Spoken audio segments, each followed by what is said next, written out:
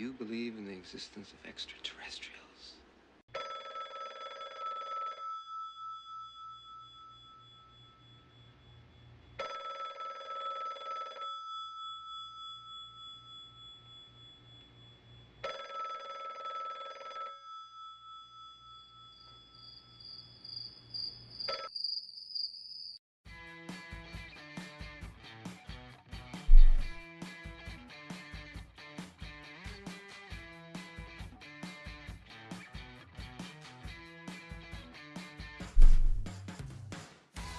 Good morning, good evening, or good afternoon, depending on where and when you're watching this broadcast. I'm Thomas Fessler, my friends, and this is Disclosure Tonight. Happy Friday, May 9th, 2025. Where's the year gone? Wow, almost halfway through May already, but what's going on? What's happening? Well, let's go ahead and jump into the studio, and we got a lot to talk about here. But before we get there, my folks, my friends, let's go ahead and do something I like to do. Let's go ahead really quickly and welcome in our wonderful audience. I love having a great audience here every day. Find those drums and get them going. Who the heck do we have out there? Let me take a look and see. Here we go. Who do we have out there? We have allegedly controversial. You're new, my friend. Welcome. Andy W's here along with Anton Ghost. Ashes on Air along with Charmanian, also known as Teresa's here. We got Conniving Bones, Diva Kim, Eli McGinnis, Ezreal Teal, Fernando Suavo's here, along with Firefly, Geraldine Durazio, Howling, Husky, Idaho Strong, JB J-Cat, Kathy, King Bull, Cody, Kelly Broughton with piercing blue eyes. Good to see you, Kelly. Not going to let you get out of the way. Let's see. Maritime Unprepared's here along with Megan Betts. We've got Mick, Mr. Catfish 2100, Yerp, my friend. He's like our longest time viewer. Thank you for being here, my friend. We got Ms. Cussout, Nancy K is here along with Niles Guy, our resident Pitbull. Paul DeMond is around along with Roni Deal. Rodney Cox is here along with Rough Reddy, Sam, Sharon Rose, Shinobi, One Kenobi. Shrooby-Doo is here along with Super Unknown. We've got Tom Clark, Two Heads 666, Two Midgets on a Horse, coming to us all the way from northern Idaho. Good to see you, my friends, my guys. We got, rounding it up, Yankee 58. How about that? But then, we got a great show ahead of us. Got some people in the back. Yeah, let's go ahead and just do what I used to do, introduce them. Let's get through it how quickly we can. Our first guest is coming to us from the great state of Florida. All the great things happen in Florida, I tell you. Holy cow. Let's welcome in Alice W. How's it going, Alice? Moving right along. Putting our signs putting our eyes on Bristol, United Kingdom. Let's welcome in our dear friend Andy W. How's it going, Andy? Hey, Thomas. Yeah, you're sounding a lot better, mate. Oh, feeling a little bit better today, my friend. Good. Yeah. Good. Glad it's Friday, yeah. Shorter week for me, but it feels like I've worked about 10 days. So, yeah, looking forward to this. I hear you. I've been on the week of recovery from COVID. I had COVID 2 weeks ago. This week was still, I've been around 85%, maybe up to 90% at this time recovery. So we'll see where we go. That's good. Let's hope it's not hit you as much as it did the last time, though. Oh, boy, yeah, I hear you. I remember those days, yeah. Prednisone. I found a giant bottle of prednisone I had today, and it's like, yeah, you're going back on the shelf. Don't need you now. But thank you for coming in today, Andy. Our next guest is coming to us from great state of Colorado. Let's welcome in Ashes. Ashes. Hey, everybody. Welcome to all the truth finders out there. I'm so glad to see that you're doing better, Thomas. Thank you for having us on. You better believe, my dear lady. Our next guest coming to us from the great state of Hawaii. Well, maybe not Hawaii, but he was in Hawaii before. Let's welcome in Corporal Abe. How's it going, Abe? Doing good. Still in Hawaii. Wanted to say as well, very happy that you're doing good, and give a shout out to all the mothers out there for a happy early Mother's Day. Yeah. Thanks for having me on. Gosh, yes, gosh. Gotta wonder, Mother's Day. You gotta wonder, is she a mother or not? That will be the poll of the day. We'll find out shortly. Thank you for coming in. Our next guest is coming to us all the way from the great state of Wisconsin. Let's welcome in our remote viewing targeter, Laura Campbell. Hi, Thomas. Anxious for tonight's show and more anxious for the upcoming hearings that will be next week. You haven't heard, I guess. Canceled and moved to a different time. Yeah. But But Grush is now has his clearance, so that's a good sign. Well, he could have been in a hearing without his clearance, so that's the clearance just prevents him from getting into a skiff. Yeah. We'll see. Thank you, Laura, for coming in. Our next guest coming to us from the province in Canada where all the U's are silent. Let's welcome in Michael Sokoloff. How's it going, Michael?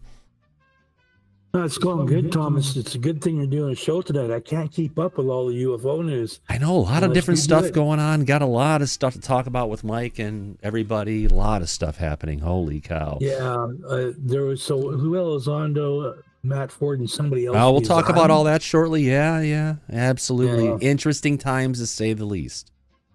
All righty. Thank you for coming, Michael. Our next guest. Let's take the world, turn it upside down, and shake it like a snow globe. And who pops out of Australia? Well, you could say it's none of your business, but it is none of your business. How's it going, Susan? And out she pops. Yeah, I'm really good. I'm glad you're up and about and feeling a lot better. COVID's not a nice thing. No, it's not. Definitely the not. Wuhan flu. Yeah, exactly. The Wuhan flu. Yeah, bingo. I like that name. Very descriptive. The China virus. Thank you. Thank you for coming in, Susan. Absolutely. And to round up the guests in the back, we've got our dear friend, Sergeant Daniel USMC, who's known to be a masshole because he's from Massachusetts. How's it going, Daniel? Outstanding. Hope you're hopefully open for a great show. Oh, thank you, my friend. Thank you. Absolutely. And along those lines, Mike, Disclosure, how the hell are you? How was Fuck You Friday today? I think it's holding true to its name. Yeah. Yeah, it seems to be that way, my friend. Oh, my God. So many things going on. It's just like we almost need to bring out one more time good old Susan Goff to go ahead and get our minds off what happened. Oh, God. Oh. Yeah, I know. Where do we start? Yeah, well, first of all, I guess we could start with the hearing that's not been scheduled. On again, off again, on again, off again. Not scheduled, no time yet, but eventually. Maybe. Sooner or later, hopefully. Yeah. But aren't there going to be some more classified briefings coming from the new and improved UAPDF? They've slimmed down a little bit. Well, from what I understand, it's UAP week in Washington this week, Ooh. starting on the 12th. So, yeah, they seem to be having another meeting like they did last week with Lou. And without Lou, of course. Well, this week without Lou, yes. He's no longer employed by them. So, well, he wasn't employed. He was a volunteer person there to try and get the thing going. But yeah, Lou's been not with the organization. It doesn't sound like quite that it was his choice. I think it could have been that irrigation crop circle that he called out as a giant UFO. Third strike and he's out. That very well could be the case, obviously. But, you know, either way, they're going to be moving forward. They have new people coming in. Chris Mellon is going to be in charge now on the board. Yeah. So it's going to be maybe a different outtake. I think I got a sound effect for that one. No, that's not. That's an organ. I thought I had a good strike you're out on here. No, I don't have a you're out. Damn it. Yeah. That would have been good. Yeah. Got the sound effects. Apparently they're not here. I got Scooby-Doo accessible, but just not. Not appropriate, yeah. Not appropriate at this particular time. But yeah, let's see now. Lou's gone. And since Lou wasn't going to be there anymore, it sounds like Gary Nolan packed up his toys and took them home to the Seoul conference. He did. But he's otherwise busy with his own work and Seoul, which is a pet project of his. So not really a major power shakeup by having Gary take his toys and go elsewhere. Yeah, that's all right. You know, was there anything that, well, we've got some super chats going on there.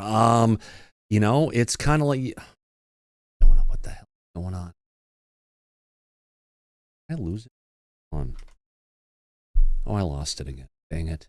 I swear. Yeah, we got a $4.99 super chat from Anonymous Rex. I know. Hey now. Thanks for keeping it real. Thanks, Timmy. But they're not yet, Timmy. We got one from Tim. And Megan Betts. Hasn't $5. scrolling here. Yeah. Here we go. All right, Megan Betts. Here we go. Megan Betts. Happy to see you better, Tomcat. To all you missing your mamas this year, I love you and see you. How nice. Yes, my mom passed away several years ago and think about her every day. Absolutely. Yeah. And then Anonymous Rex. Hey now. Thanks for keeping it real. Oh, we're going to keep it real, my friend. Thank you very much, Tim Senor, for that wonderful Anonymous Rex super chat. Yeah, great guy. Great guy. We miss him around here, don't we, Mike? We do. So back to the UAPDF. Now, they do have a press release we can kind of read through. Yeah, why don't we? I think it'd be interesting for the audience. Let's get it in here. All right. Let me find my stuff. Get this here. Throw me on here. Hello. All right, let's go ahead and do this. A new chapter for the UAP Disclosure Fund, our Congressional Roundtable under UAP Science, National Security, and Innovation was more than a landmark. Yeah, I had crappy audio. The first civil society panel live stream featuring members of Congress and leading experts. It was a breakthrough for nearly 4 hours. Members of Congress, very bored they were, renowned scientists, national security experts, and business visionaries shared one core message. What was once a solitary push for UAP understanding and transparency is becoming a groundswell for a greater understanding of the most important issue of our time. Groundswell, talk about a head swell. That's right. We forgot to mention Matt Ford was taken out as well. Yes, he was. The man who could not stop attacking Republicans, especially the president, the executive branch, that has to do all of the disclosure because it's all a presidential cover-up. And he couldn't stop, could he, Mike? My understanding is he was asked politely, repeatedly, and no, he, for some reason, could not. Yeah, well, sometimes when your ego is bigger than the task at hand, that can happen, Mike. So sometimes, listen, we talked about this. The partisan politics doesn't really serve any purpose and doesn't really help anybody. No, it doesn't, does it? It doesn't. It gets in the way. It divides everybody, and it's not good for disclosure or truth and transparency moving forward. Yeah, absolutely. Let's move on with this. We would like to express our sincere gratitude for the event of the House Committee on Oversight and Government Reform, members of Congress, representatives of the media and the American people, and our supporters. No one else is doing this work. Yeah, they are. But with your generous assistance, that means they want your money. UAPDF won't be able to. This roundtable will be the first of many in the campaign for disclosure. Today, we're announcing that we're matching your energy and expectations, with good audio, I hope, with reinvigorated, Popeye term, empowered leadership team, which will bring sharper focus on science, public policy, and government. What's changing and why it matters. First off, Christopher Mellon, who is a board member, is now finally, Mike, they finally have a chairman of the board. They didn't have one of those. Yeah, and that always struck me odd, because generally if you're going to have their advisory board, there's always a chairman. But now they've got one. It's supposed to be. Yeah.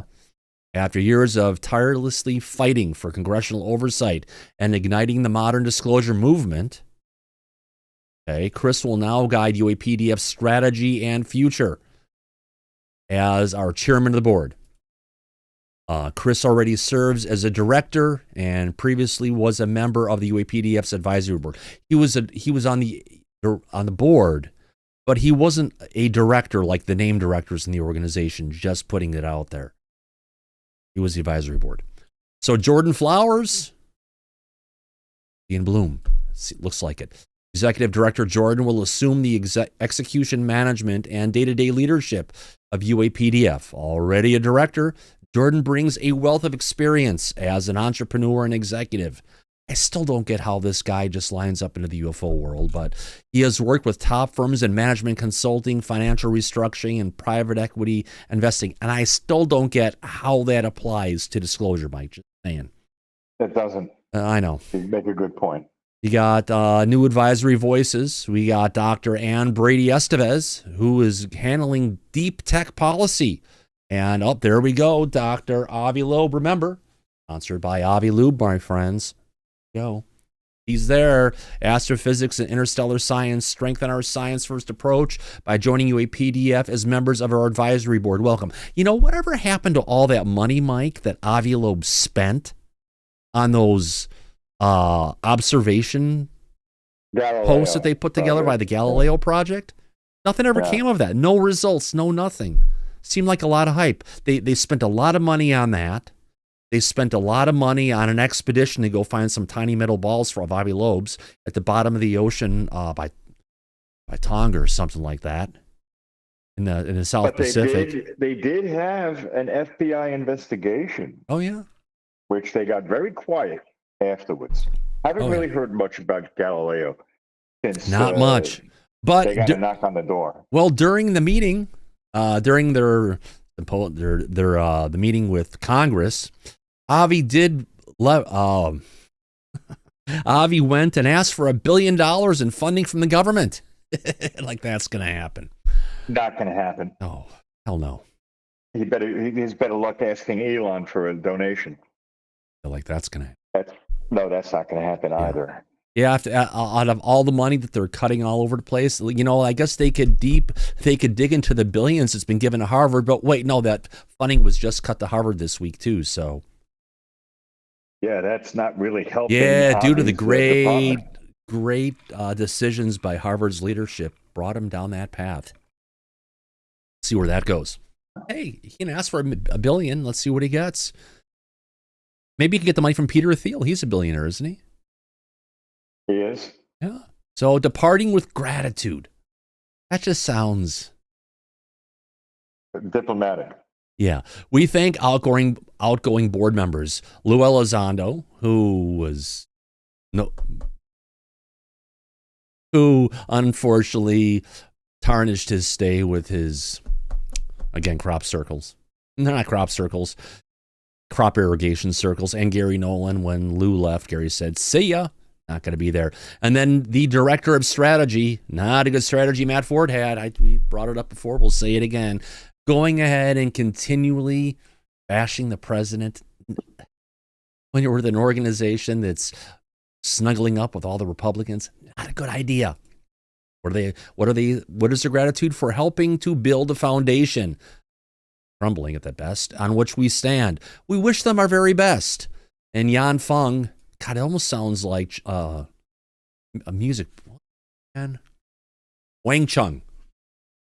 Yan Feng, there we go. Director of Government Affairs. He's now Director of Government Affairs. Ooh. UAPDF founder Juan passes the torch to Executive Director Jordan. Juan will focus on strengthening and expanding our relationship on Capitol Hill and elsewhere in government. Juan will continue to serve as a director. I got to ask, what did he do so well at UAPDF that got him this promotion, Mike? Anything notable you can remember? No. He is the founder, so that gets him some leeway, you would think. I think so. It should. It definitely should. Now, last person before we get to... Actually, let's go to Ashes. Ashes, you got your hand up, my dear lady? So I had told you before the show, I did a little mini bio on Yan Feng. Yeah. And what I found out is that he probably is the lead funder to the UAPDF. And he also has an interesting background. Like, I wouldn't expect him to be a part of the UAP category. Yeah. He keeps a really low profile. However, he did get a petition signed by over 10,000 people to get this kind of rolling. And he met with Congress and stuff. So maybe he's just more of a low profile professional asset with some money to back him. Oh, kind of like, oh God, what's his When he had To the Stars Academy. God, who was the rock star behind it again? Tom DeLonge. Tom DeLonge. Tom DeLonge was funding To the Stars Academy out of his pocket for years. Of course he was. Yeah. God, yeah. That was another sinkhole that Lou was involved in too. Wow. Interesting. Yeah. Yeah. And then they actually went public. Yeah. They had stockholders, and I think that's turning into a class action lawsuit. Yeah, they've been talking about that closing class stock. action lawsuit for the longest time. I think it's something that good old alien scientist Jeremy Rice, who's been talking about that for a while, but apparently earlier this week, Jeremy had his X account shut down once again for violating. Not surprised on that one. Well, No shock there. Background was that he was a political strategist for several of the presidents before. Who? Yan Feng. Okay. Which presidents?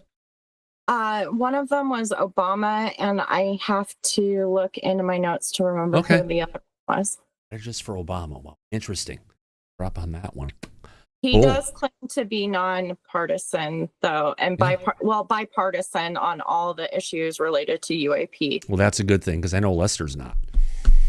Now, they're saying Lester Nair is now becoming the director of operations. He's been listed as the director of operations on the UAPDF website for like 4 months, 5 months at least. So I don't think that's a new one, but at least they're announcing it. Good job, Lester. Hopefully he can keep his tweets bipartisan. MO. Okay, what comes next? Next, classified briefing for Congress the week of May 12th. Well, nothing's been scheduled yet, folks. It's there. It's in thought. But until there's something that pops up on the schedule for the House Oversight Committee, you know, Mike, if they're going to have it next week, you think they would have announced it, at least by the end of business today, if it's going to happen. You're talking about the hearing. Yeah. That's supposed to be coming up on UAP. Number one is referencing a classified briefing, not a hearing. Oh, I'm sorry. So it's a behind the Oh, never mind. door I'm sorry. Yes. Classified briefing for the Congress on the week of May 12th. We're working with House offices to give members of staff the secure firsthand data they need to ensure congressional oversight of this vital matter for national security. You would think, though, I have to say, why are they waiting till now to give them this information? Isn't this something that should have been passed on like months ago?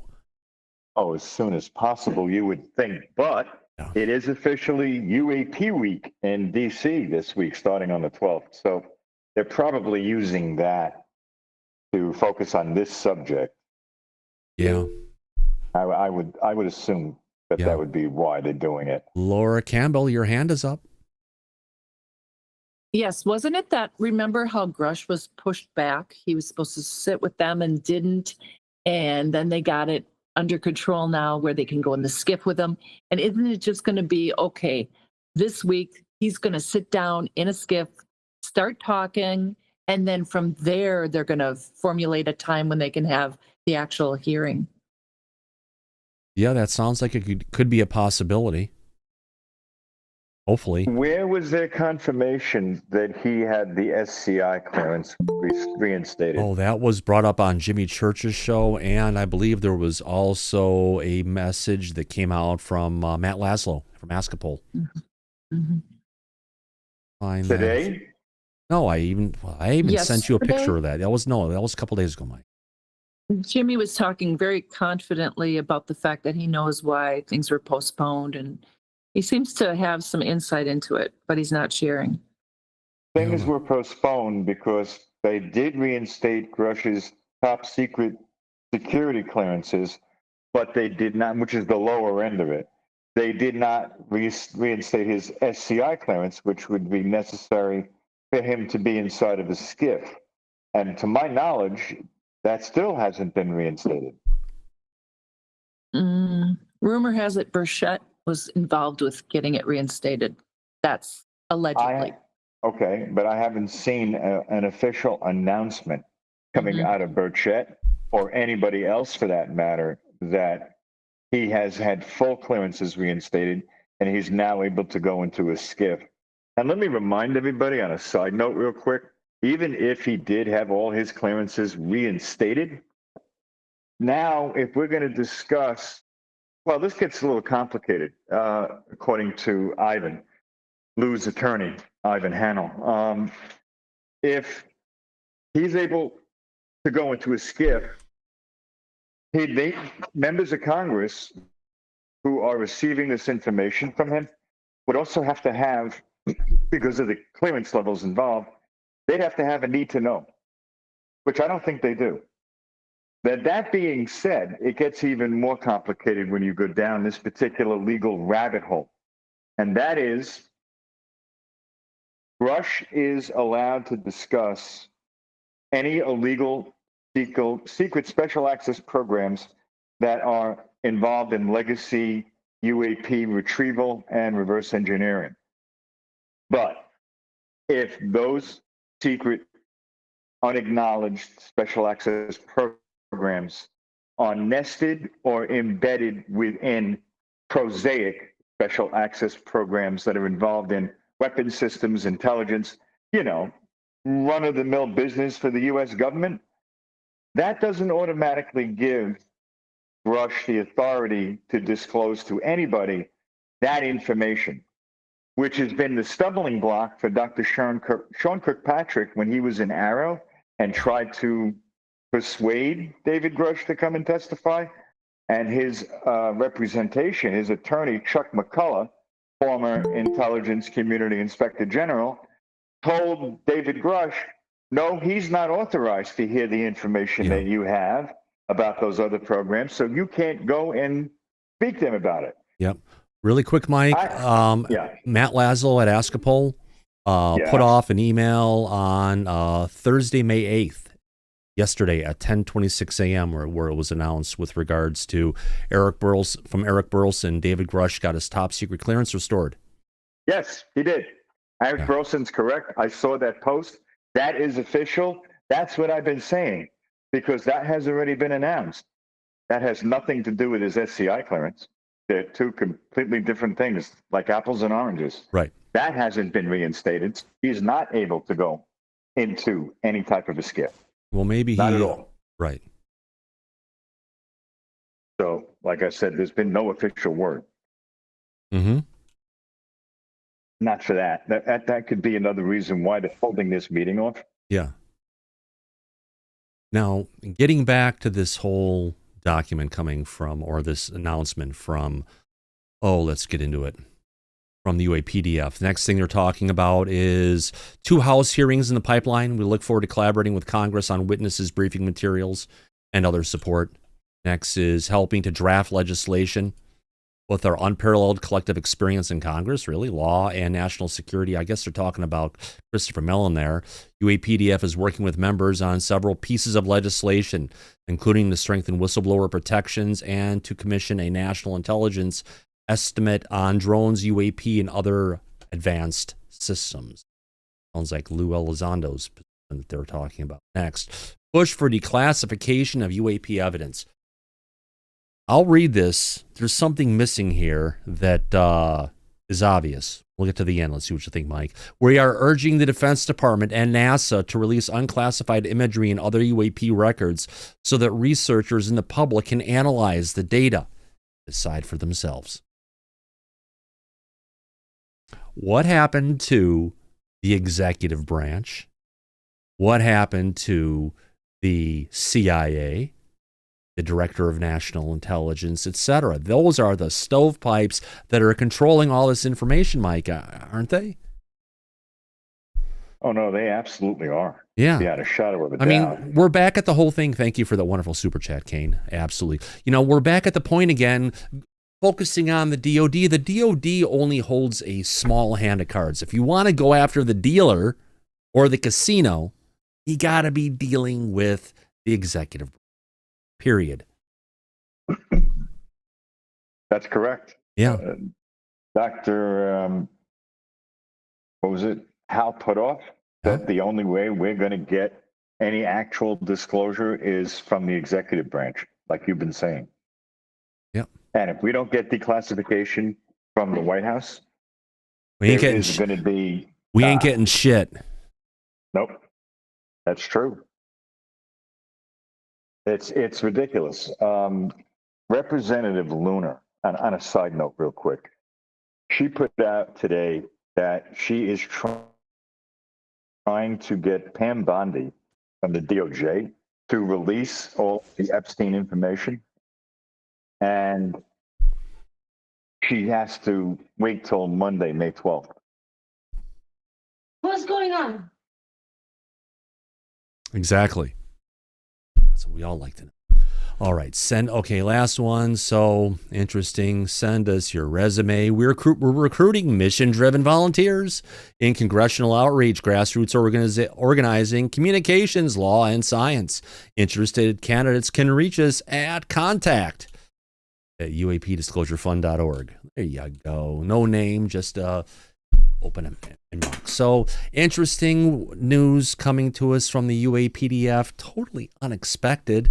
All the different stuff. Well, not completely unexpected. Hey, Mike? Exactly. I'm with you.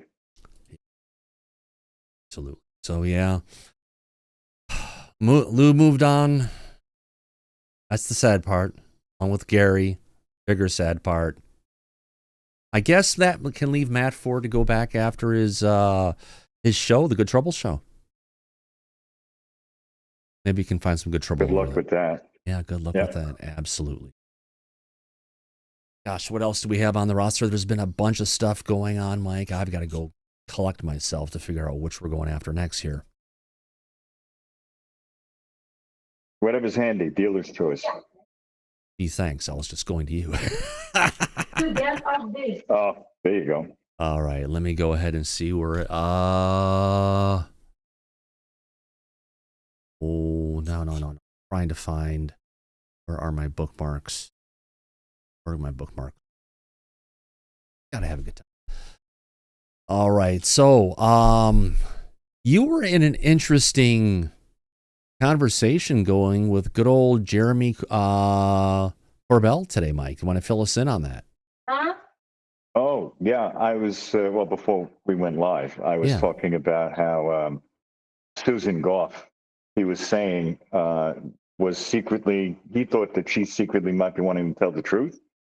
And I had responded to Jeremy and filled him in on her background as a colonel in the U.S. Army who specialized in psychological operations. Yeah. I don't think that woman has an honest bone in her body, to be honest with you. Come on. And then Jeremy had responded with a mic such a great drop specimen from of Obama. beauty, like Susan, Susan Goff. Come on, Mike. Of course, she doesn't have an honest bone in her body. No, of course not. But it looks like Jeremy liked my response, and he did an Obama mic drop for that. Oh, yeah. It was interesting. Very nice. Yeah. And Jeremy got really pissed today because RO dropped some unresolved UAP videos, of which one of them was the jellyfish from the Middle East. No, I don't think that was a jellyfish video. Oh, yeah. No. Oh, yeah. They released a jellyfish, and they said, here is the video in its entirety. But you know what they cut out of it? What? The part where the jellyfish goes into the lake, disappears for a bit, then comes back out and continues moving. That was edited out of the clip. But I believe that George Knapp and Jeremy Corbell have that clip, don't they?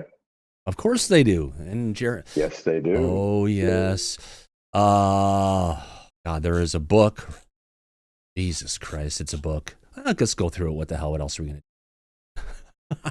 Yeah, let's cover it. It's a good one. It's a good one. Video full guest. All right, here we go. Coming to us from Jeremy Corbell over on Twitter. Hey, DODRO, that's a cool UAP post to give the public faith that your congressionally mandated office is acting in good faith to the American public and in accordance with its assigned legal duties. However, two things. And I suspect representatives like Tim Burchett, Rep. Luna, and Eric Burleson and the American public would agree with this logic. One, you please release a section of footage from the 2017 jellyfish UAP incursion? You know, where it went into Lake Abenenya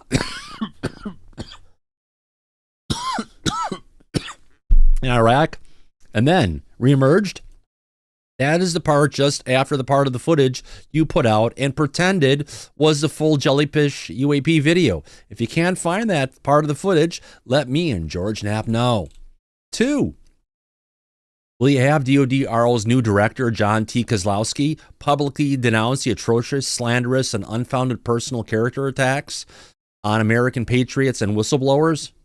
David Grush and Matthew Brown? This was unskillfully done by your representatives, Dr. Sean Kirkpatrick and Tim Phillips. Remember, Susan Goff did come out, though, Mike, and say Tim Phillips did that from his own personal account. It's okay. No, it's not, because it does have his position and title on there. And yes, it is in a LinkedIn account, but it's really bad. It's bad etiquette and dirty pool.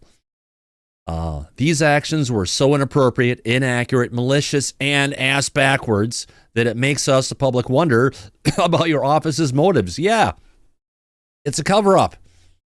Or, more importantly, it is staffed by... Oh, a bullshit artist. And a whole bunch more, right, Mike? Yeah, let's move on. Bad look for the office begging for public trust, right? Do you need me to remind you what they said about these whistleblowers? I'm sure a lawyer could easily draft up a legal letter to address that issue. I mean, you're on one hand asking for whistleblowers to come forward to you, yet every single individual George Knapp and I have motivated to go to your office, or those who have reported back to us, tell the exact same tale of manipulation by DoD RO staff, even in the classified setting. What's up with that fact? Any idea? So your office is at a crossroads with public trust at best. Why do you deserve our trust? And I am sure there are a lot of great righteous employees who diligently work at DoD RO, but it's just a wink at me if you're being held hostage by management, or they don't do your part.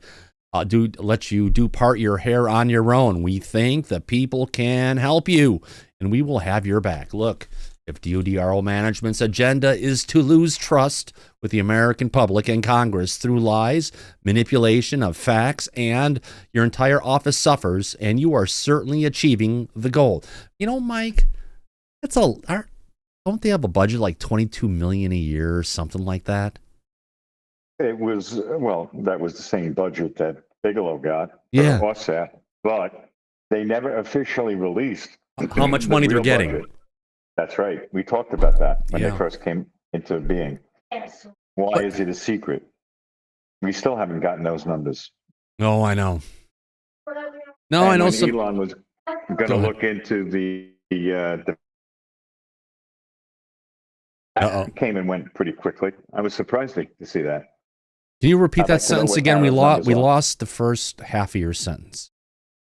Elon was supposed to have Doge go into and audit the Department of Defense. Oh, yeah. DOD. And that came and went very quickly. So just a side note. Except they wanted to fund them more to bring their budget up to $1 trillion, I think, didn't they? Yes. And with all of the conflicts that seem to be arising geopolitically lately, like with Pakistan and India, if that becomes an active war, and it looks like it's beginning to become one, they'll want to increase the budget to $2 trillion for the DoD. Mm-hmm. So Jeremy does go on for a bit here and continues to rail into everybody. It's just a sad state of affairs of kind of what we're dealing here with, Mike. We've got this organization that was put together by Congress, and their job was to focus and bring out the truth about the UFO cover-up in the government. And it seems like the organization was put up to ensure the cover-up continues. Yeah. Well, it's like the title of the show tonight. All this is showing is chaos. Yep. In Washington with the disclosure movement, it's nothing but chaos. Yeah. Nothing is structured, organized. Nothing is moving the way that it should be, and it's a mess. It's a shit show. Yeah, it is. That's how you and I see it. Yeah. I wish it was different, but so far we haven't seen any evidence of that. Yeah. And everything even coming from Chris Sharp is still out there. Yes, a House Oversight Committee spokesperson confirmed there will not be a UAP hearing next week. So just that is clear. That's where everything is. Community is not happy, but what can you do? Not much. Nothing. No, absolutely nothing can be done. It's the shit show, the ongoing shit show in Congress and DC. Yeah. So there you go. We have hands up back here. Oh, let's get to it. Syrup, your hands up first. Yeah, I just jumped in the back and heard the tail end of what you said, but well, I'm not sure what said everything, but I could have sworn that after Christopher Sharp posted that, he posted again and saying that that the hearing may be back on. Yes, but he has not come back and said yes, it is on. It's still so it's up in just the air. kind of like up in the air. Yep. Well, let's just say it's not going to be Monday because it's Friday and they haven't scheduled it yet. Right. What do you think the holdup is? Do you think it was planned? Do you think it's just something mundane, or do you think they're planning this, or do you think what do you think? God. It could be Grush. It could be any one of a number of things. It sounds to me, and Thomas and I have talked about this privately, it's like one hand doesn't know what the other one is doing. It seems like a disorganized shit show. And that is obviously what we've seen already when they did the JFK hearing. It seems to be ongoing right now with them looking into the Epstein files. And as far as the UAP topic right now, they don't seem to have their act together, obviously. Everything is chaos. That's why we put on the title card for the show tonight. Chaos. Hearing It canceled. seems like they're just kind of trying to wing it out a little, huh? Like they're not, yeah. It honestly, it just reeks of disorganization. Yep. 100%. Mm-hmm. That's exactly what it is. Yeah, it's kind of like one could describe it as they don't know their ass from a hole in the ground right now, but we'll figure out where that goes. Wish it was different. Wish it was different, my friends. We all wish it was different. But we have no control over the powers that be in DC. Mm-hmm. That is, here we go. There we go. I found it. Yeah, exactly, Scooby. I couldn't agree with you more. All right, I do have a video here coming. We got Jeremy Corbell on Elizabeth Vargas on News Nation. Let me kick up this video here next. Got a couple other videos we'll get to, Mike. A lot of interesting things to catch up on. We got to find the one about the, what do you want to call it? Let's call it the one about... we'll get to this. We could use it as a segue. Well, I've got this one here. This one's a good one. And we've got the one with the Disclosure Pope and... Gee, what the fuck that's about? Right. All right, really quick, I do want to thank some free people for some super chats that came in. First off, we had Vern Do. I love reading the Ashes article. Thank you, Rox. Thomas, Mike, Andy Ashes, you make this worth the watch, absolutely. And Baba200 asked, what happened to the Trump bringing everything out? Well, we all thought he was talking about UFOs. Everyone thought he was talking about a lot of stuff. The announcement still hasn't happened, has it, Mike? Oh, no. It absolutely has not happened at all. They said either by Friday, if not Monday at the latest. We'll see where it gets to. Yeah, we'll see. All right, so let's get to this one. Where's video full? All right, here we go, folks. Let me move down a little bit. We could also cover, after this, we could cover the Langley drone incident that was talked about by Matt Laszlo today as well. Oh, yeah. We'll get to that next. Let's play this clip from Jeremy Corbell over on News Nation. Here we go, folks. Red tape, roadblocks, and the runaround. A new UFO whistleblower is sounding the alarm on just how difficult it's been to report an unacknowledged special access program called Immaculate Constellation to Congress. Former U.S. national security official Matthew Brown sat down for an in-depth interview with investigative journalist Jeremy Corbell on his Weaponized podcast. Brown said he decided to tell his boss that he had stumbled upon a top-secret program that was gathering images and videos of UFO encounters from classified military servers. But when he went to his boss, the message was not well received. Like, stop. Did you read this? And I don't answer, but I just look him in the eye and I look at the screen and I'm like, of course I read this. That's how you know it exists. And he definitely picked up on that, and he the conversation ended with him saying, delete it, and he left the room and we never spoke of it again. Brown says he didn't stop there. He went on to report IMCON to his boss's boss and to other higher-ups. He says still nothing happened. He eventually decided to seek whistleblower protection and submitted written testimony to Congress. And after a couple meetings with congressional liaisons, still nothing happened. So Brown decided to tell the State Department he's going to go public. He says his main concern at that time was his own safety. I'm definitely under no illusions that the U.S. government, in some capacity, knows about me. I'm mainly concerned about foreign intelligence and their possibility of collecting on me. I'm in D.C., spy capital of the world. I was very concerned about that. Brown says he was equally concerned that the systems put in place to help whistleblowers come forward and protect them seem to have failed him every step of the way. Joining us now is investigative journalist and co-host of the Weaponized podcast, Jeremy Corbell. Jeremy, welcome back. Matthew Brown really describes what he said was serious red tape when he was just trying to report what he saw. Why is that? Yeah, it's even much bigger than that. I mean, Matthew Brown is an American patriot. And as journalists, George Knapp and I, we are pit bulls on this issue of protecting whistleblowers. Congress has made a show of this. They want whistleblowers to come forward. Well, here you go. So Matthew Brown has inside knowledge of the deception of our government by elements of the intelligence community. He has tried to raise the red flag. He has tried to tell people what's going on. And he's done everything in his power to do it the right way. And this was the best way now, is to come forward with journalists like me and George. Yeah, but Congress has also made a big show of investigating UFOs and UAPs. I don't understand why they wouldn't be jumping on this. Right. I think it's a dynamic process. I still want this process to work, and I have been fighting with Congress, really great allies in Congress and senators, to make this work. They have to allow people to be heard in open congressional hearings. That's the whole thing. Do you think that part of the problem was that what Matthew Brown was describing in this Immaculate Constellation program sounded so far-fetched that people were just like, yeah, I don't believe it? Not at all. Not at all. This was taken seriously from the very beginning all the way up through as he brought it up to people's interest. So first of all, there's a difference between the Immaculate Constellation briefing versus the field report, which we successfully got onto congressional record at the last hearing.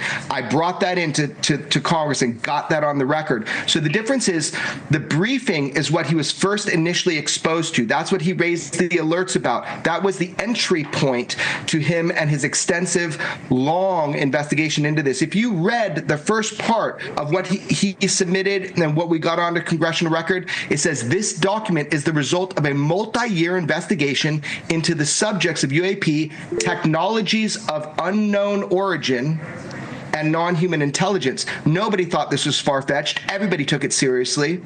And how did Matthew Brown get access to these documents? Does he say? Absolutely. If people watch the first two parts of the interviews, you will see step by step. We walk through exactly what happened. At first, it was accidental exposure to the Immaculate Constellation. So he just opened something that he, by accident, and saw something crazy inside, basically. In fact, he was raising the alert that if this is an unacknowledged special access program, that it was filed in the wrong place. And then he felt threat that he had seen it and was seeking guidance after he got classes on how to deal with what they call spillage, which is where you see a compartmentalized program when you're not supposed to. This kid has done everything right, and he has not received the support that he should. And Congress should hear what he has to say, because right now they're in the dark. So when he says he hasn't gotten the whistleblower protection to which he's entitled, and you agree with that, what has he not gotten in this? You know, he says he feels unsafe. Can you elaborate on that? a little bit, I will elaborate on that now. But the main thing is, we have been told by our government, hey, you need to come forward. Here's the process to do it. You need to tell us what you know about non-human intelligence, about these UAP. And he's done that. But really, there's no follow-up. There's no protections. He has received numerous kind of issues because of his accidental exposure. So what George Knapp and I are trying to do, not just as journalists, but as human beings, is we're trying to make sure that people follow through with those protections that people need to and want to come forward to inform Congress. And I'll tell you something, Elizabeth, that I think is really fascinating. If people really watch this, at one point, Matthew Brown said, "My blood ran cold." And this was a briefing that he was able to read the transcripts of while he was, in position. And it was between the former head of Aero and Senator Rubio said about the legacy program. Well, what the hell has the executive branch been doing? Had they been running this for 60 years without congressional oversight? This is about the legacy UFO program. Yeah. Yes, and the fact is, been. they have. There's a cover-up. It's in the House, and Congress is pissed. All right, Jeremy Corbell, something tells me we're going to be hearing a lot more about this. Next week. Next week, that's right. And by the way, Jeremy. Thank you for watching. Subscribe. There we go. Interesting conversation, to say the least. We got our dear friend Andy with her hand up. Andy, what say you? Your mic's very low, Thomas. I could barely hear that. But I think the Corbell and Knapp bringing up this new whistleblower Matthew Brown.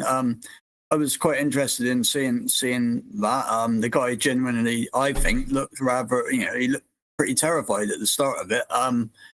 But they brought him forward. I think if Arrow's not bringing the full footage of this jellyfish, then I think it's up to Corbell and Knapp to release this. We'll get I think if we see it going into the water of the lake, we'll get an idea actually of the size of this thing. It's really difficult to judge how big it is. And I think the airbase it was actually filmed at, it was the, and I will apologize for this, the Al Takadim airfield.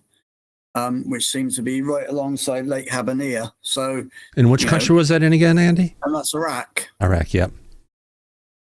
So I think it's up to them. They brought Matthew Brown forward. So time to bring the full jellyfish video forward with the footage of it actually entering the water as well. Right. There's in the water. I guess the only reason that they would not go ahead and include that clip is because then it shows not only is the craft doing all these different things, going through different visual light spectrums, hiding itself, kind of making itself invisible, but it also then would say that this thing is transmedium. Well, they've already stated that this thing goes into the water and comes out. So you've said it verbally. Yeah. Show us the proof. I'm not doubting. I know a lot of people don't like Corbell, and he can be a little bit dramatic, a bit of a, what we call in the here.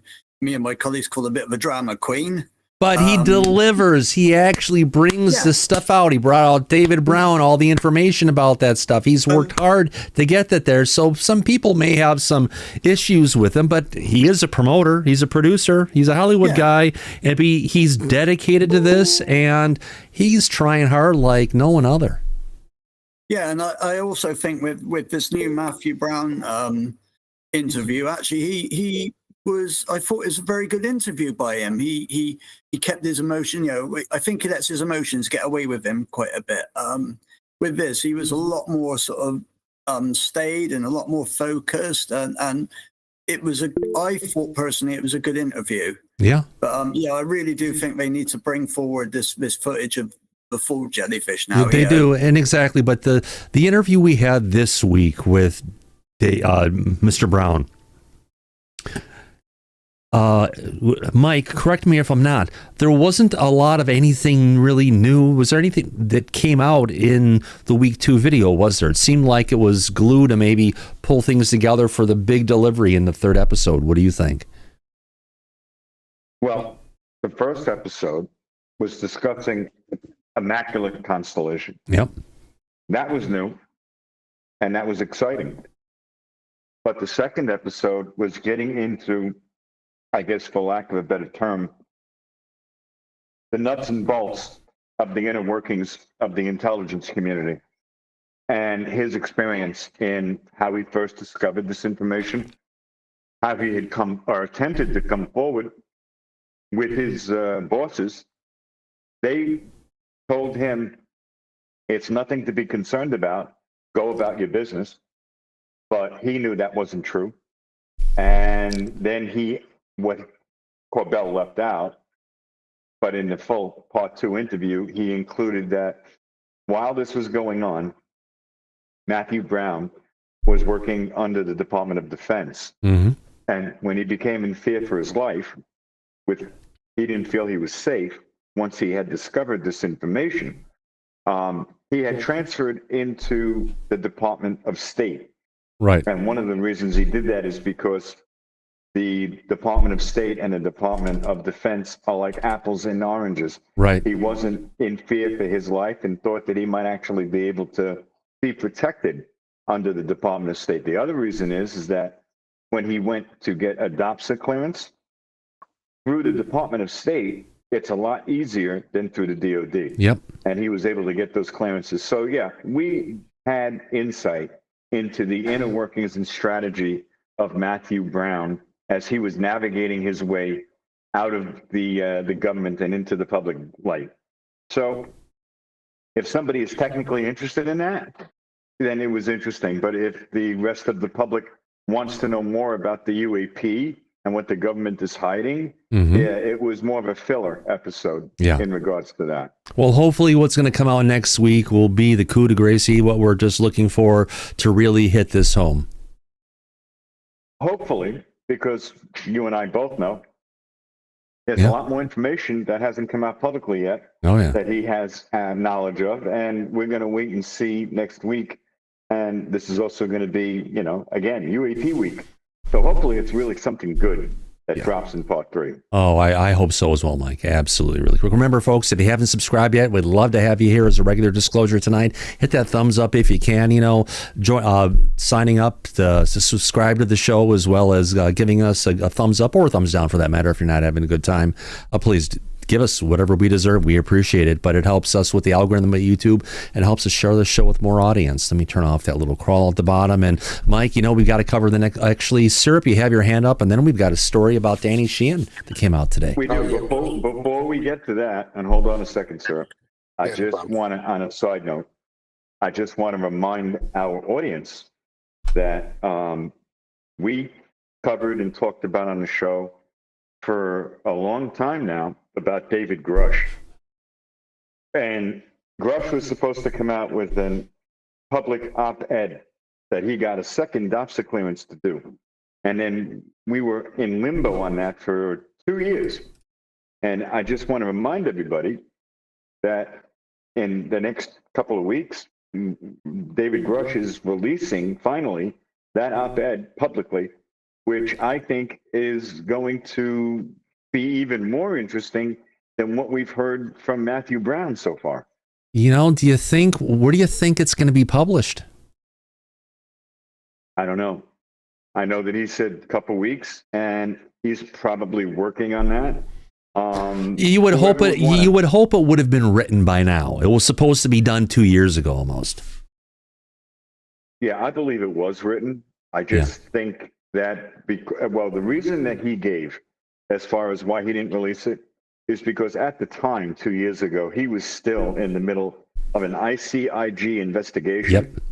And because the information in the op-ed pertained to that investigation, he couldn't make that information public. But from then to now, that's been resolved. So he is free to let that information come out publicly once and for all. Yeah. And I think that's something that, because again, you and I have a pretty good understanding of what potentially could be in that op-ed of his. We talked about it when he had the private meeting in New York City at Wall Street. And we know that he was supposed to make that announcement public, but he only did it in that VIP meeting for one night. Mm-hmm. Now we're finally going to get that out publicly. So there's going to be really interesting information. We've talked about it before, but if you want, I can cover it real quick again. he mentioned that the biologics that the government is in possession of after all these decades is in fact the gray type, that abductees have said in witness testimony that that was the species they identified as being held captive by. Finally, David Grush had confirmed it. And the next thing he said is that we're also in possession of a craft that is 40 feet in diameter on the outside, but over 300 feet on the inside. Now that's a new set of physics. Right. No, it's that there's the craft has a different dimension of space as you're describing, but it also has a dimension of time to where they think they're going in there for like 5-10 minutes and they come out and like 4 hours has passed. Correct. So it's dimensional physics. It's something that we have no clue about, that the government is in possession of, and it exists. It's real. Yeah. That's going to be one hell of an information drop when that comes out soon. Oh, absolutely, Mike. Absolutely. Let's go ahead then, and I can't wait to see for that drop, and we'll be covering it here as soon as it happens. Let's get on to the next story we've got coming from... No, we had Sir we put on hold. Now we got to get all right. back in real quick. Go ahead, I appreciate that, Mike. Sorry, Thomas. I appreciate it. I just said That's real fine. quick, okay. So Jeremy Corbell had to sit down with Matt Brown, right? You think he did that because the Congress chose Schellenberger to testify to this stuff instead of him? And do you think now that Jeremy Corbell is doing this, if they do have hearings, would it be wise for them to have Matt Brown testify to this instead of Schellenberger? Well, Thomas, I think I'll let you answer that. No, you can answer it, Mike. You're good. You got it. Okay. Well, to be honest, sir, yeah, as far as Matthew Brown is concerned, I don't know if you remember this or not, but we had the second UAP hearing on November 13th of 2024. And we got the full witnesses that we all saw testify publicly. And they were speaking about things that they've already talked about in the public in the past. So we got nothing new out of that hearing. But a couple of months after the hearing, Jeremy Corbell came out publicly, and he and George Knapp, they were very upset because they had claimed that they were secretly meeting with members of Congress, and they had to sneak Matthew Brown into Congress so that no one knew who he was as a member of their camera crew. And he met with everybody that was in the UAP caucus, including Nancy Mace, who was running the second UAP public hearing. And they were dealing with them for a couple of months straight, secretly, to try to have Matthew Brown and Jeremy Corbell testify at the upcoming hearing. And at that time, they didn't even have a date set. It wasn't confirmed. They were trying to get it confirmed.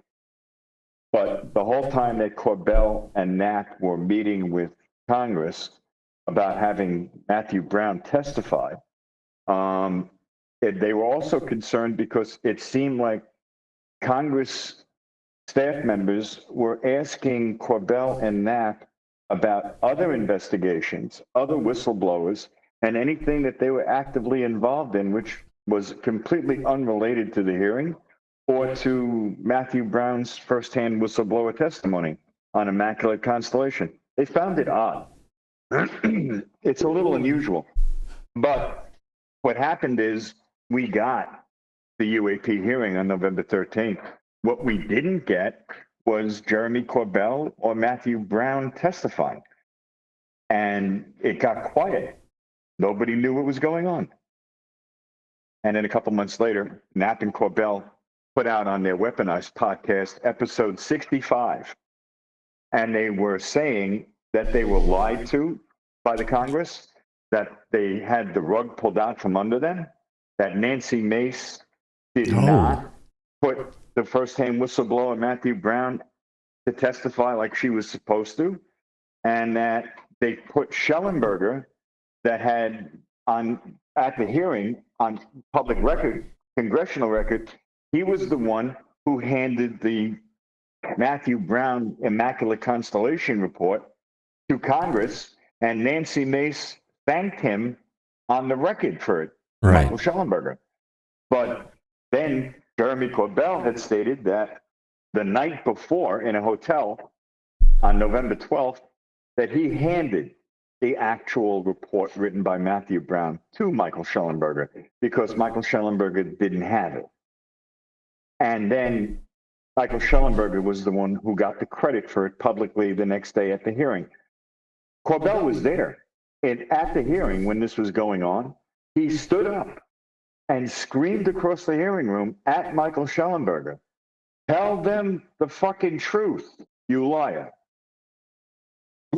The proper credit."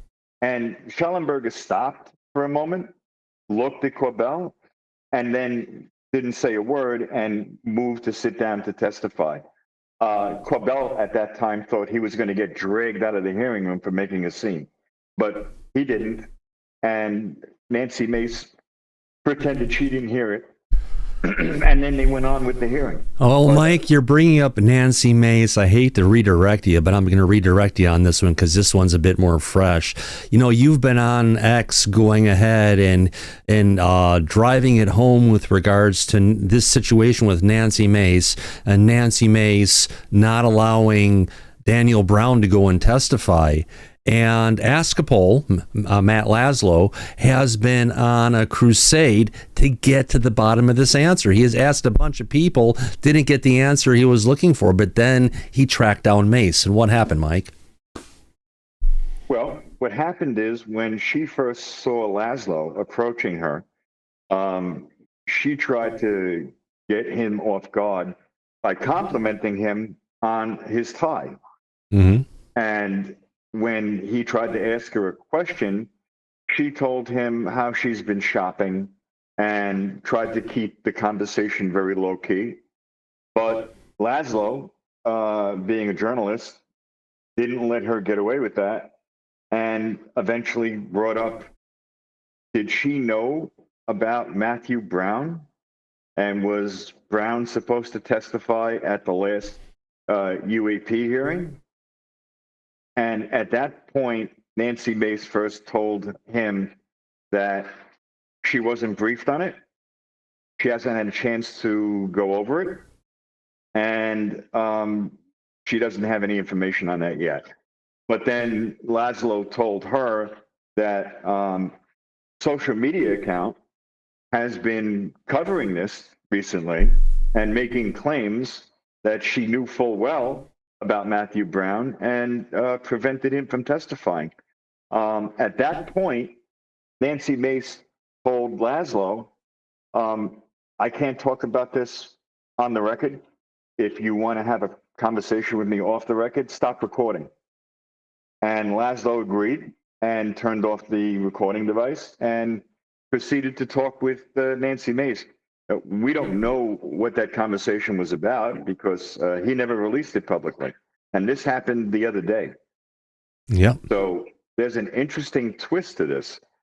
That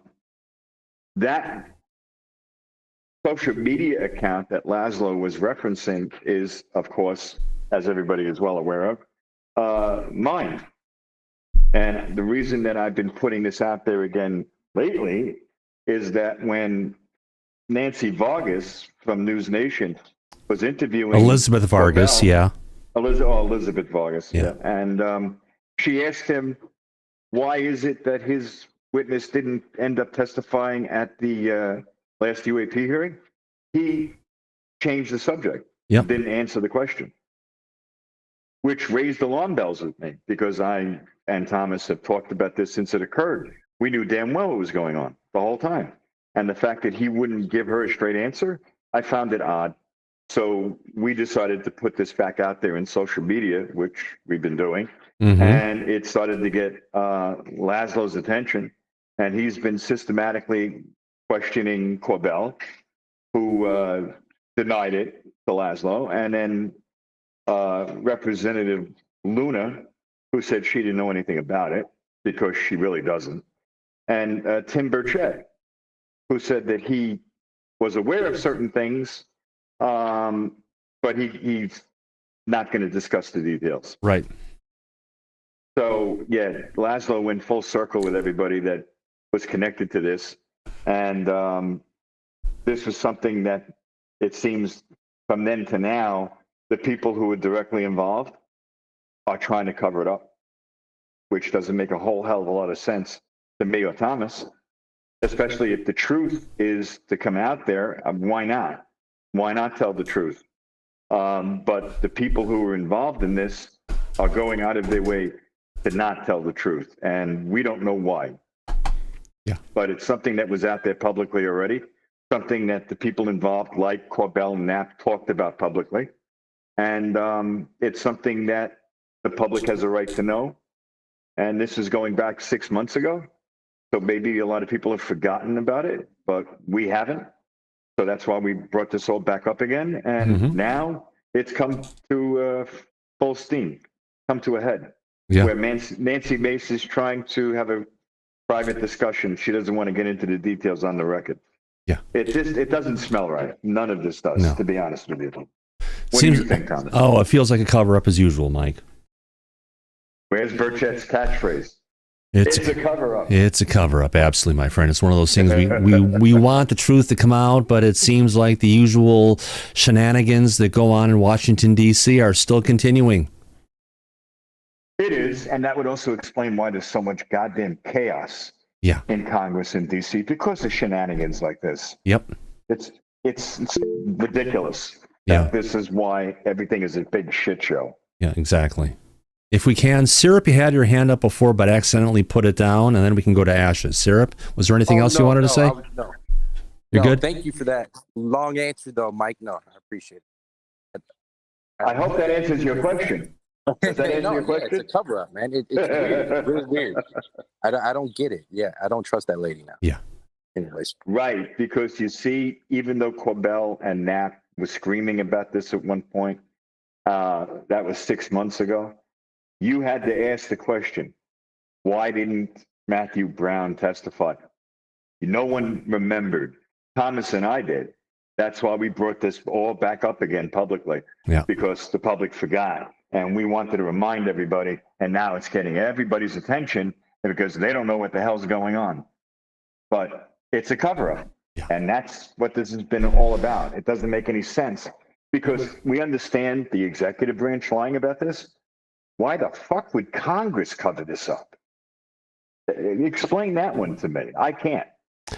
You know, depending on who the deep state is and what they're doing, they've got dirt on everybody, Mike. Oh, that's true. And we know people in Congress don't have a clean nose, I tell you that. No, they definitely do not. You're absolutely right. Could be part of it. But it's a cover-up. But it's coming from people that the public would expect to be UAP advocates that are pro-disclosure. Everybody has a weakness, though, that can be found. Unfortunately. Oh, everybody has a price, my friend. Everybody has. Well, there you go. There's another way to look at it, too. Now, getting on to what's going on in D.C., we're actually hearing from Danny Sheen again. It's like he's crawled out from underneath the rock he was hiding under for a while. No, Danny's been quiet for a long time now. Especially because he's really in tight with RFK Jr. And granted, RFK is over in the FDA in the land of healths and everything like that. He does have some influence in the executive branch. And Danny was in the family photo of RFK at Christmas. He was. So he's got a direct ear of the current administration. Direct line in. Yeah. Maybe something's going on at the New Paradigm Institute. Who knows? We'll find out, though. Maybe, but let's hear what Danny had to say. Yeah, to talk about will Leo the 14th be the full disclosure Pope? Well, if they can't be the full disclosure Pope about the pedophilia going on in the Catholic Church, how can we expect them to bring out the truth about UFOs? Let's find out. Yep. This is a good one. Do you think that this new pope will actually help UFO enthusiasts and others gain access to whatever secrets lie beneath the Vatican? I do believe so, yes.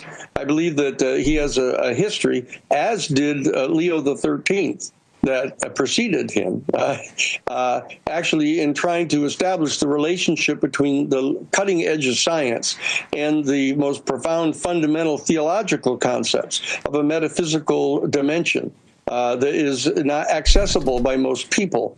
That's the key to this man. He is a person who wants to bring together science and theology to be able to bring the Catholic Church into the 21st century, so we can begin to adjust the institutions of our planet to cope with the reality that there's an extraterrestrial, non-human civilization that surrounds us, and the fact that they've been coming and going from our planet at least since the detonation of the first nuclear explosion in 1945.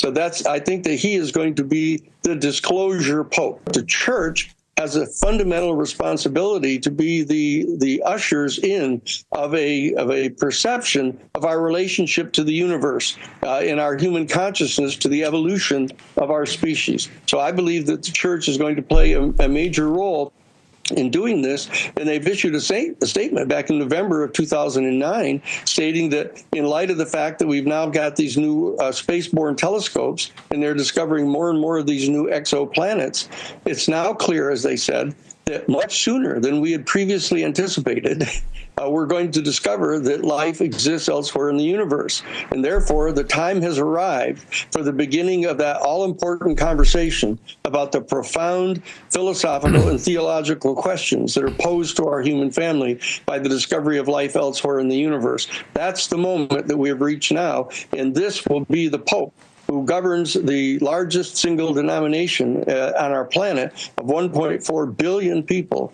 to usher in this larger reality and integrate it with our sense of ourselves in the universe. Interesting thoughts, Mike. You know, it just seems like we could have a disclosure pope, but I think that's a really far stretch. How about your thought? What do you say? I do. I agree, but I have a question for you, Thomas. Yeah. He said, Danny, that the church has been aware of an NHI presence since the end of World War II, which was Roswell in 47. But correct me if I'm wrong. Didn't the No, Vatican, it wasn't Roswell. We're talking about the Magenta, Italy. That was 1933. Before I know, but he's referring probably to their awareness of it going back to Magenta, not Roswell. Right. So that would be the point I was making, is that he made a mistake in the time frame. But do we know that the Vatican is well aware of this subject? Of course it is. For a long time now. Yeah. Is he going to actually be the new disclosure pope and disclose that information? I'll say it this way: not a chance, not a snowball's chance in hell. Yeah, I would tend to agree with that. That conclusion. Yeah. Yeah. Absolutely. We were supposed to, with the current administration, also be an advocate of disclosure and have the truth and transparency flowing once this administration began. We haven't seen it yet. Nope. And I don't think we're going to see it with the new pope either. I think you're right, my friend. You know, there's things we can hope for. I think the best chance we have is honestly with our current president, and if he can get his ducks in a row and, you know, do something that would definitely change history in a lot of respects and fuck with a lot of people's minds, which is something he likes to do. Oh, he does. Oh, yeah. That would be listen, you and I have talked about this jokingly before. It's a bomb that would completely distract from any everything. Other criticism. Yeah, everything that they have against him that he tries to change the subject on. Yeah. It wouldn't matter at that point. Yeah, but then again, we'd only have half the American people believing him at that point. Everyone else would say you're freaking crazy. Yeah, well, if he didn't roll out a craft and a body with it, we would call him crazy too. Yep. But I have a feeling if he was going to go that far, he probably would show us the goods. Yeah. Bring the receipts. Yeah. That would get everybody's attention. I don't care what side of the political aisle you're on then. Oh, yeah. You know, we're past 100 days. Let's see if it has to go 100 more or 200 more. Hopefully it'll come sooner than later. Fingers crossed is all we can do. Right, because let's look at the agenda. We have this UAP hearing. We have the task force that's focusing on it, right? Yeah. And then after this, we're going to get into, what, the Epstein files? Yeah, probably that's next on the agenda. And then from there, we have what they already listed. And that's it for UAP. So if we don't get it now when it's scheduled to come out, after that, I have a feeling it might be business as usual. Yeah. I hope not. Yeah. But this may be a very small window to see if we're going to get actual truth and transparency from this administration. I hope so. I certainly hope so as well. The case. Yeah. Exactly. We'll have to wait and see if we get that or not. Yeah. Ashes, your hand is up. When the current Pope was serving in Peru, what happened was 3 sisters came to him to talk about some sexual allegations that happened within the congregation. And let me guess, inappropriate priests and little boys. I'm not 100% sure on 3 that, of them. but I mean, the Catholic Church does have a history of it.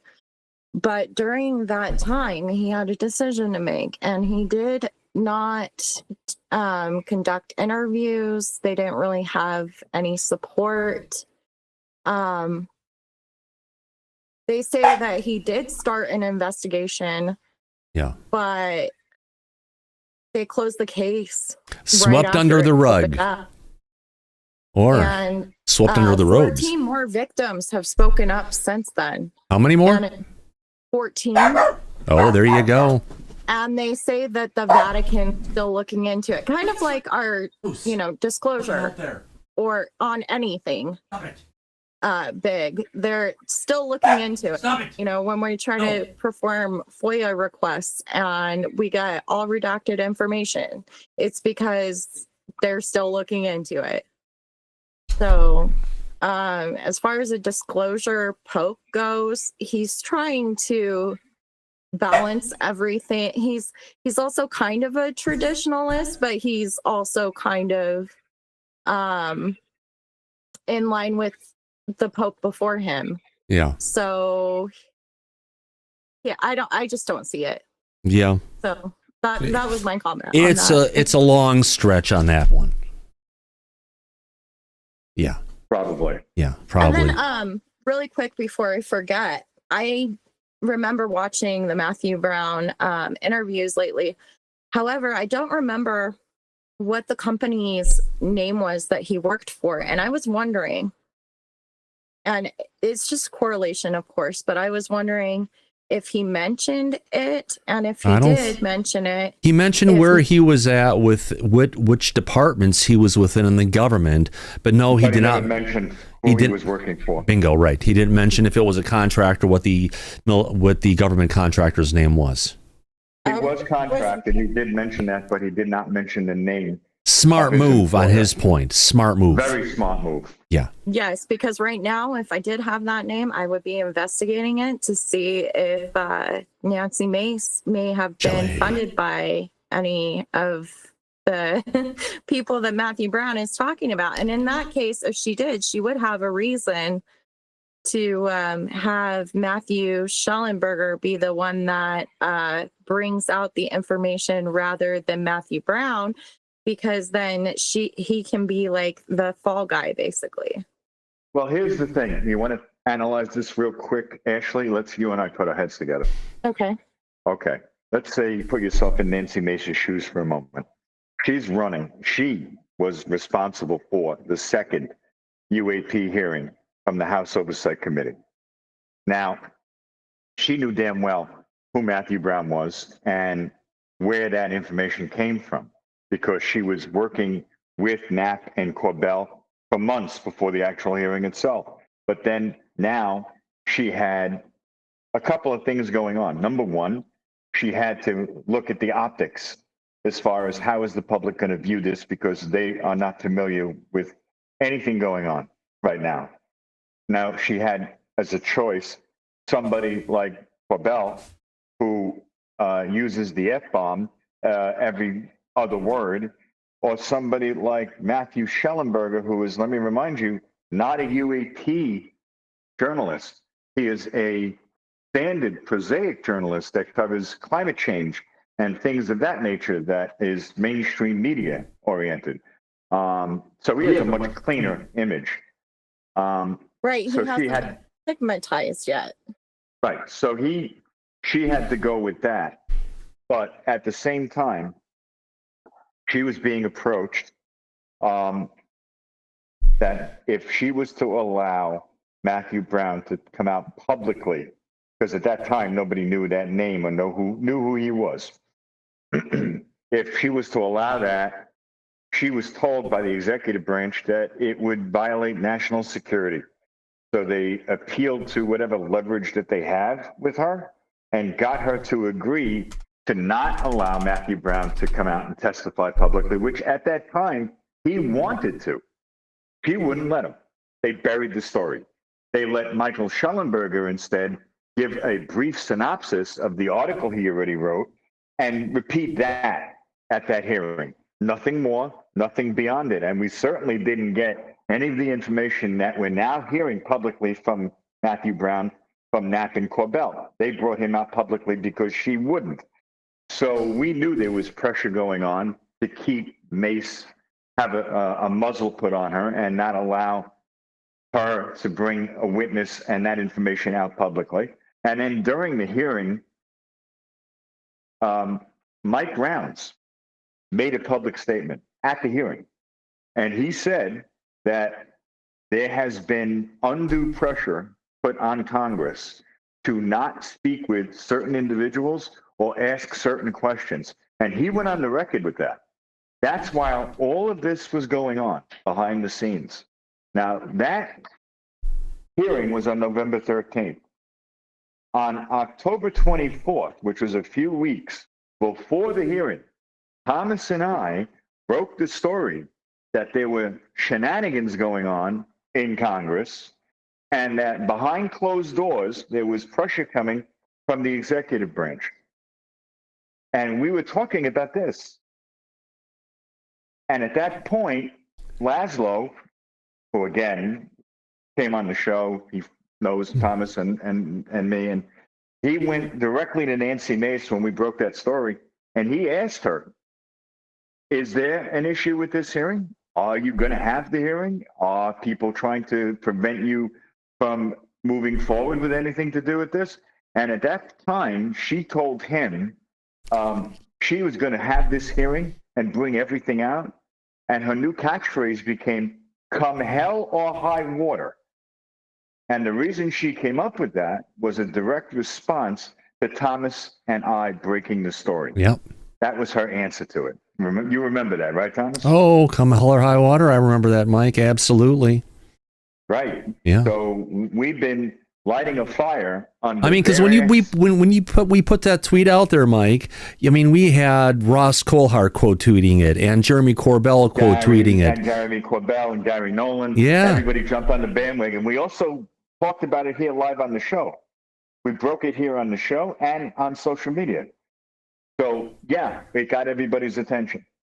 And she was at the time playing dumb. She didn't expect that eventually, sooner or later, the truth would come out. And then eventually Corbell threw a fit in public and explained all of this at that time.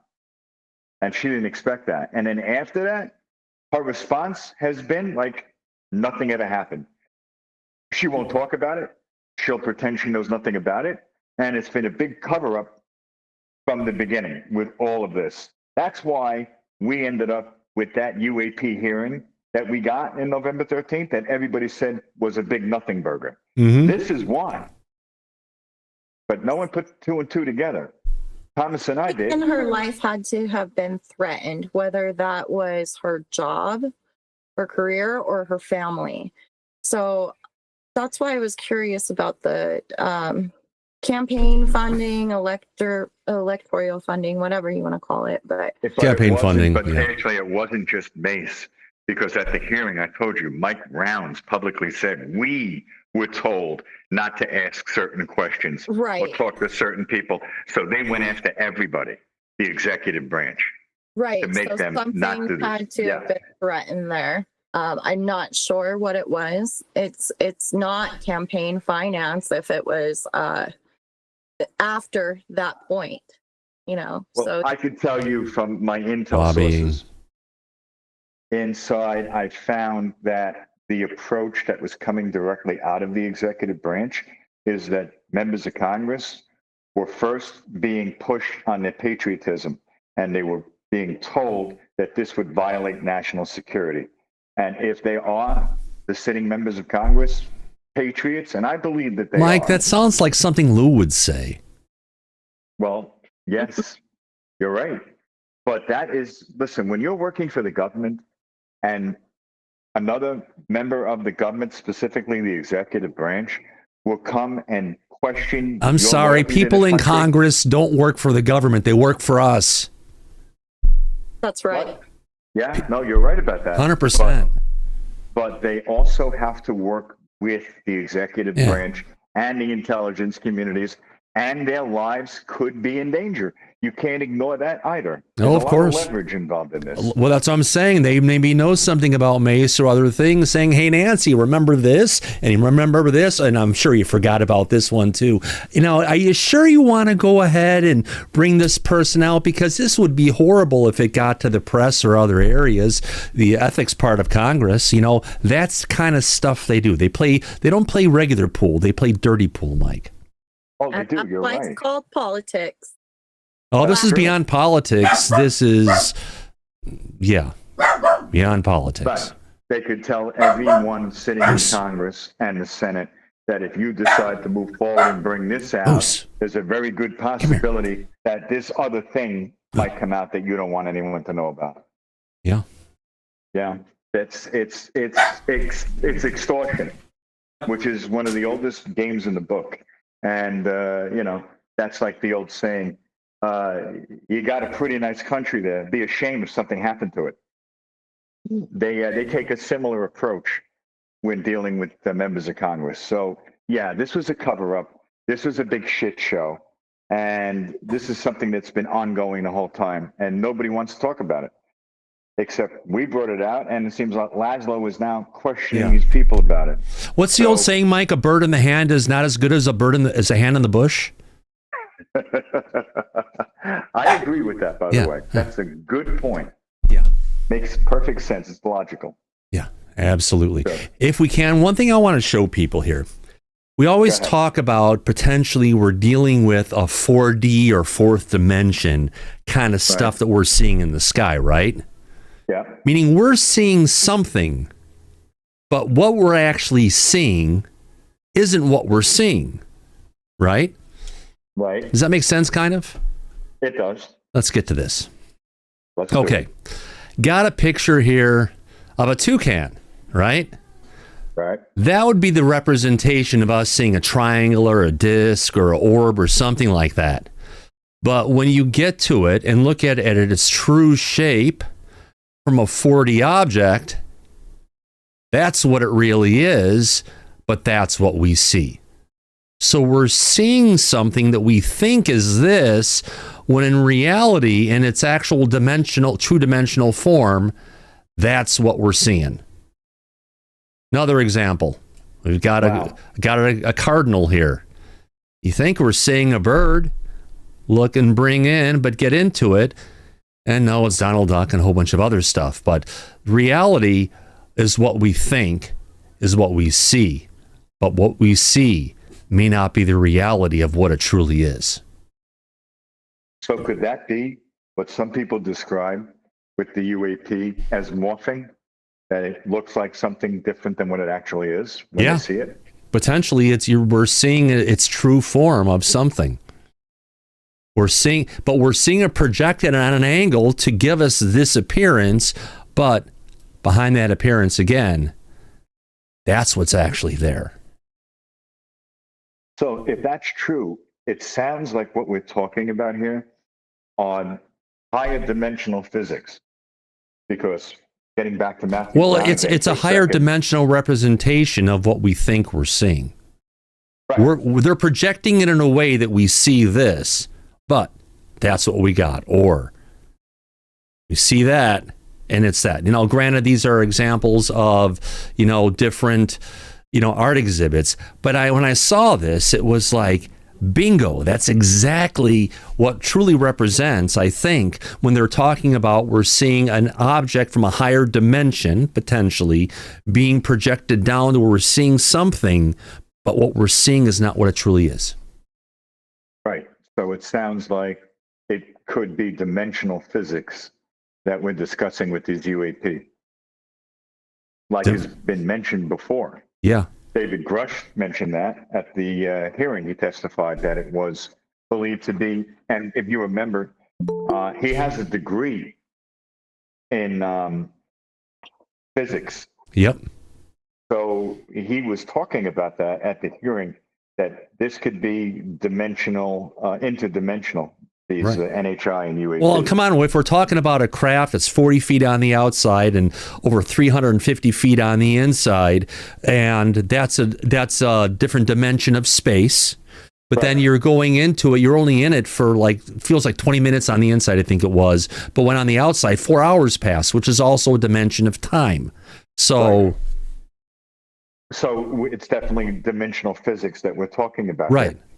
Just like Matthew Brown had said that he found in the Immaculate Constellation report that there was an incident where a U.S. submersible collections platform was monitoring Russian intelligence ships for a few days, and it discovered that there was a black triangle the size of those ships that had instantly appeared over the ships, and the Russians didn't seem to be alarmed, or it was almost like they were waiting for this ship. Well, the Russians have been talked about this for a while. They know if they do major military movements and different things, it causes the UFOs to appear.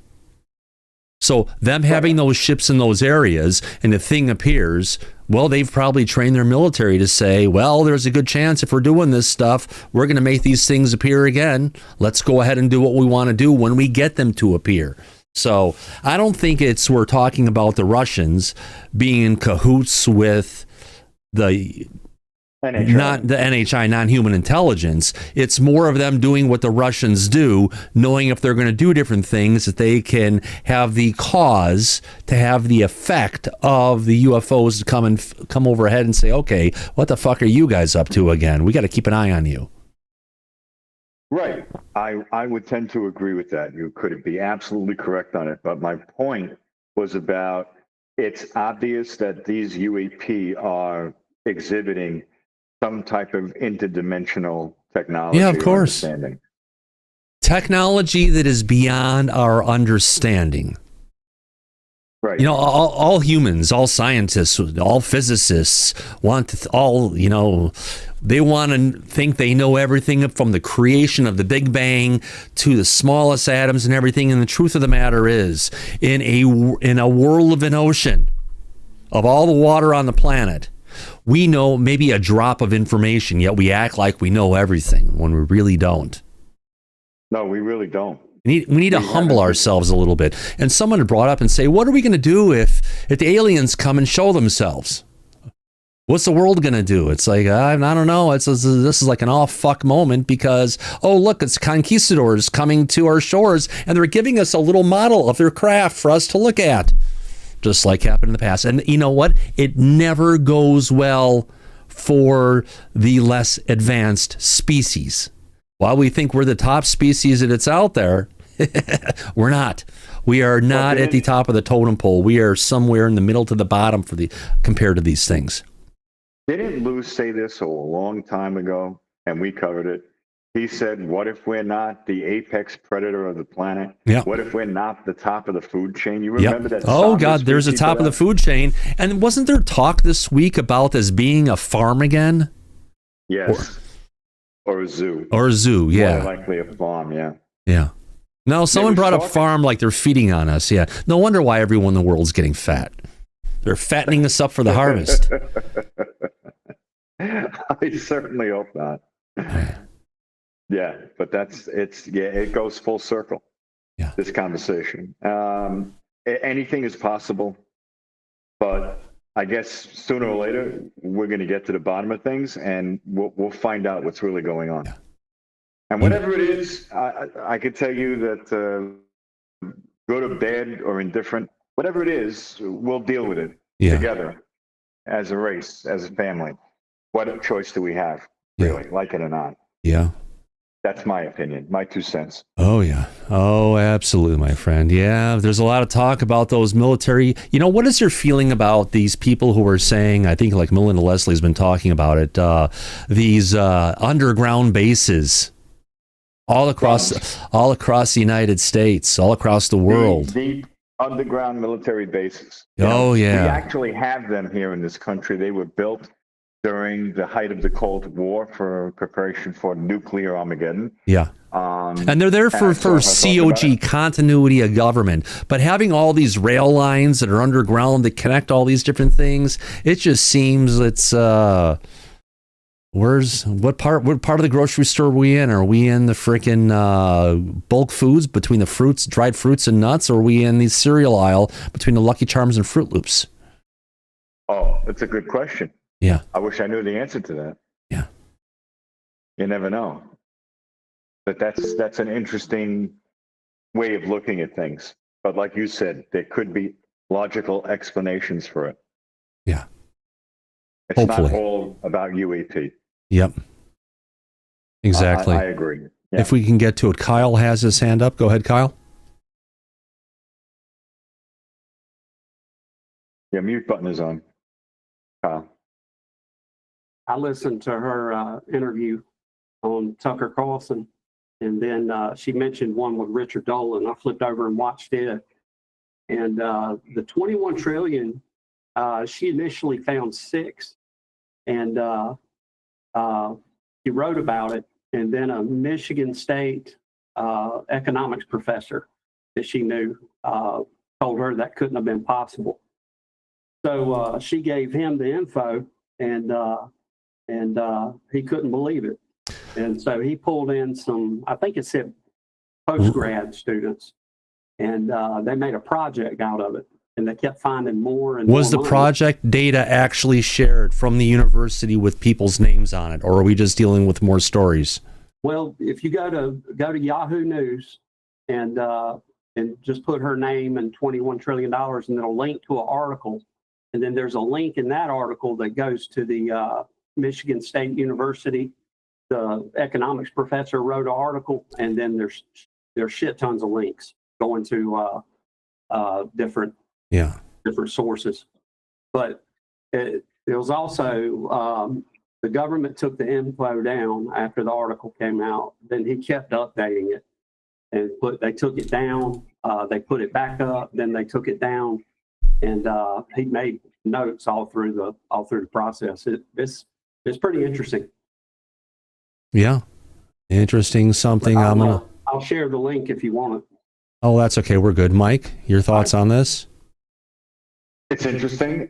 You and I have mentioned this before, that the Department of Defense has failed audits consecutively, and that it's $21 trillion deficit that is unaccounted for, that they can't explain. This is not anything we haven't heard before. Yeah. It's been something ongoing with them for a long time now. Mm-hmm.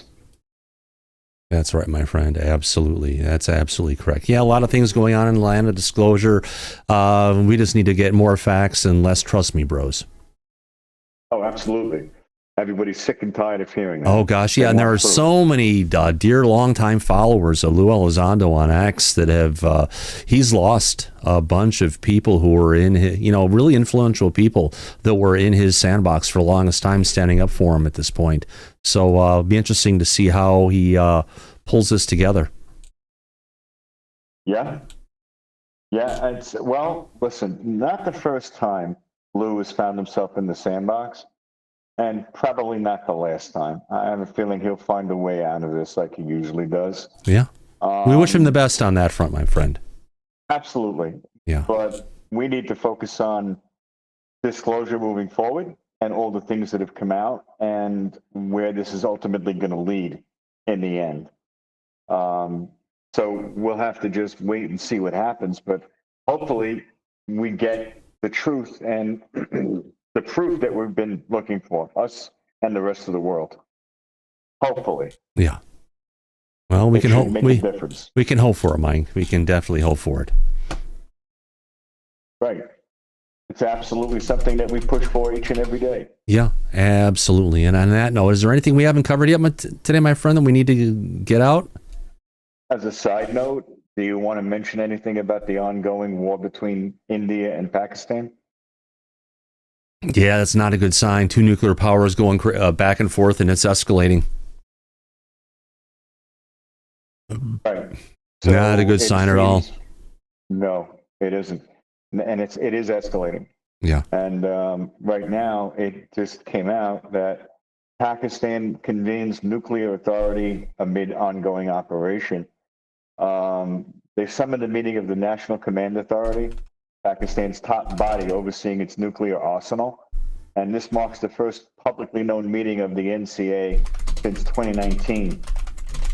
So we hope this doesn't end up going nuclear. That would be a big problem for all of us. Right. But we're on the brink again, just like we were with Russia and Ukraine. And now it seems India and Pakistan, but like you said, they are two countries that have nuclear arsenal. Yep. And if they want to use it, they can, and we can't stop it, but that wouldn't be good for any of us. Yep. Not just them.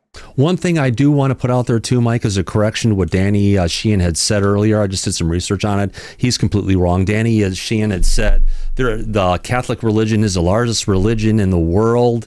Not anymore. As of May 2025, there are approximately 2.05 billion Muslims, representing about 25% of the world's population, and it's the fastest growing religion on the planet.